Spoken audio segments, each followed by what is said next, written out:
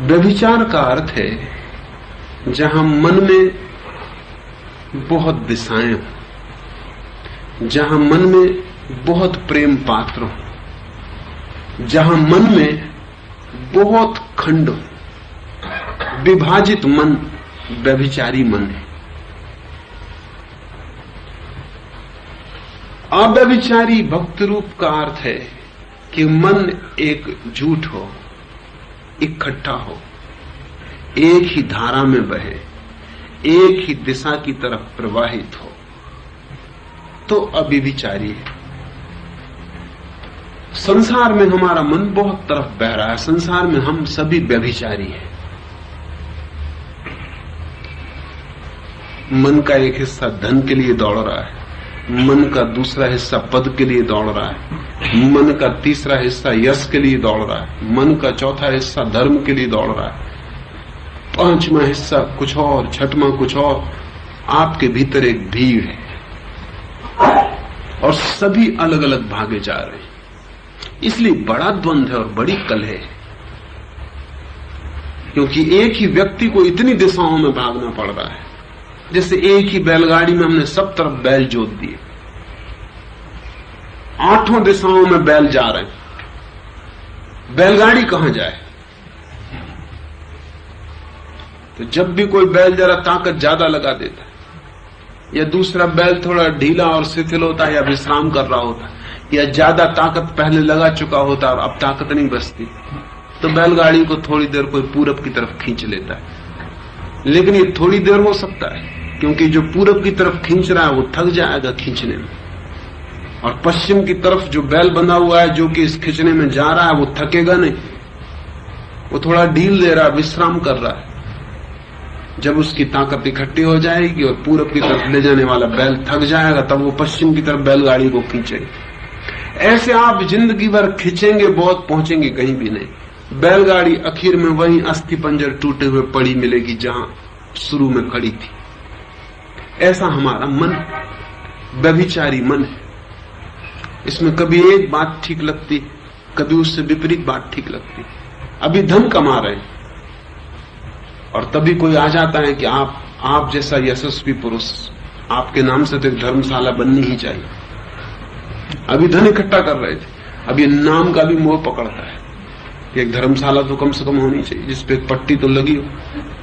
एक मंदिर बनवा दूं, बिरला का मंदिर है, मेरा क्यों ना हो।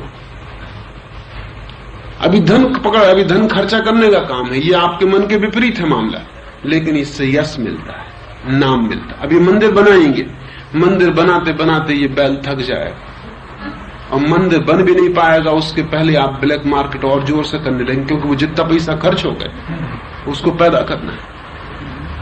तो इधर मंदिर बन नहीं पाता कि आदमी जोर से और जेब काटने लगेगा, चोरी और करने लगेगा और स्मगलिंग करेगा, कुछ उपाय करेगा जल्दी से, ताकि जो मंदिर में लग गया है इससे 10 गुना पैदा कर ले। ये चल रहा है, ये पूरे वक्त आपके मन को पकड़े हुए है। ये विभिन्न दिशाओं में दौड़ता हुआ मन व्यभिचारी मन है, और व्यभिचारी को कोई शांति नहीं हो नहीं सकती।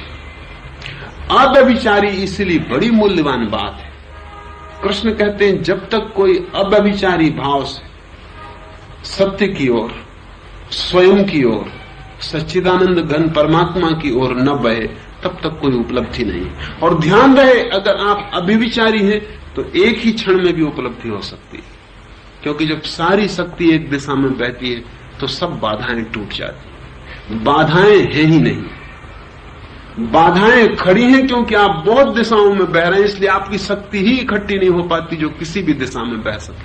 जैसे हम गंगा को 1000 हिस्सों में बांट दें और गंगा का कोई भी हिस्सा फिर सागर तक न पहुंच पाए, सारी गंगा रेगिस्तानों में खो जाए। गंगा के लिए कोई बाधा नहीं, लेकिन अविभाज्य धारा चाहिए। गंगा इकट्ठी हो तो ही सागर तक पहुंच सकती है, और आप भी इकट्ठे हो तो ही परमात्मा तक पहुंच सकते। लेकिन जैसा हमारा मन, उसमें बड़ी तकलीफ है। उसकी पहली तकलीफ तो यह है कि वो इकट्ठा कभी भी नहीं। एकजुट कभी भी नहीं, खंड खंड, टूटा टूटा। और जब एक खंड कहता है ये करो, तभी दूसरा खंड कुछ और कह रहा है कि मत करो। तो हम जो भी करें उसी से पछतावा हाथ लगता है, और जो भी हम ना करें उसका भी पछतावा रह जाता है कि वो हमने क्यों ना कर लिया। हम दुख ही इकट्ठा करते हैं, करें तो ना करें तो। आप धन कमाएं तो दुखी होंगे, क्योंकि आप धन कमा के पाएंगे कि इससे तो अच्छा था मैंने ज्ञानार्जन किया होता, तो कुछ सुख तो मिलता, या इससे तो अच्छा था कि मैं किसी बड़े पद पे हो गया हो, सारी ताकत उस तरफ लगा दी हो, एक राजनेता हो गया हो, तो कुछ सुख तो मिलता। राजनेता हो जाते तो सोचते इससे तो बेहतर था कुछ धन ही कमा लेते, तो व्यर्थ की दौड़ थी। ज्ञान इकट्ठा कर लेते तो कहते क्या हुआ, शब्द ही शब्द हाथ में लग गए, कुछ मजबूत हाथ में नहीं है, कुछ सब्सटेंशियल, कुछ सारभूत नहीं दिखता। सभी रोते हुए दिखाई पड़ते हैं। वो जो ज्ञान इकट्ठा कर लेते हैं वो रो रहे हैं, धन इकट्ठा कर लेते हैं वो रो रहे हैं, पद इकट्ठा कर लेते हैं वो रो रहे हैं। हंसता हुआ आदमी ही नहीं दिखता, जो भी दिखता है रोता हुआ दिखता है। फिर भी जो आप है उसके लिए आप ज्यादा रोते हैं, जो आप नहीं है उसका आपको अनुभव नहीं।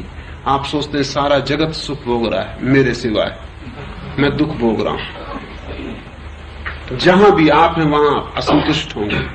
ये व्यभिचारी मन का लक्षण होगा ही, क्योंकि कोई भी काम आप टोटल समग्र चेतना से नहीं कर पाते, और जो काम समग्र चेतना से होता है उसी का फल आनंद है। अगर आप गड्ढा भी खोद पाए जमीन में समग्र चेतना से, उस गड्ढा खोदते वक्त आपके पूरे प्राण कुदाली बन गए और मन कहीं भी न जा रहा हो, सारा मन कुदाली में प्रविष्ट कर गया हो, गड्ढा खोदना ही क्रिया रह जाए और कहीं भी कोई दौड़ ना हो, उस क्षण में आपको जो परम अनुभव होगा वो आपको बड़ी से बड़ी प्रार्थना और पूजा और यज्ञ में नहीं हो सकता।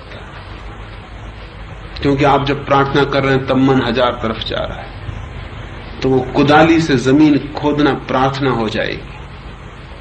प्रार्थना का एक ही अर्थ है, अव्यभिचारी चित्त की धारा, वो किसी भी तरफ जा रही हो पर इकट्ठी जा रही हो।